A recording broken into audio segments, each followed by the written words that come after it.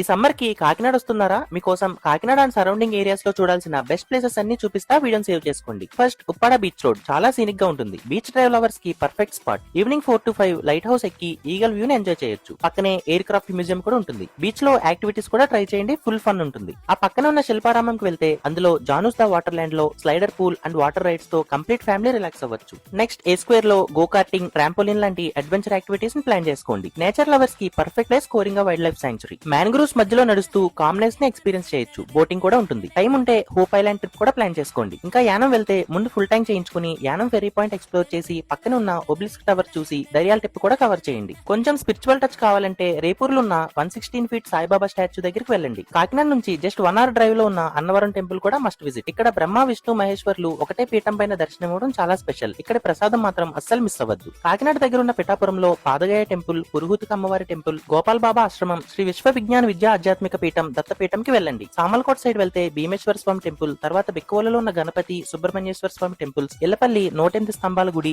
ద్వారపుడిలోని temple complex, అలానే Balabhadrapuram side temples ని చూడండి. ఇంకా ఎక్స్ప్లోర్ చేయాల్సిన ప్లేసెస్ చాలా ఉన్నాయి. Parks, movie theatres, restaurants, SRMT mall, Kakinada famous kaja కూడా టేస్ట్ చేయండి. మిస్సింగ్ ప్లేసెస్ ఉంటే కామెంట్ చేయండి.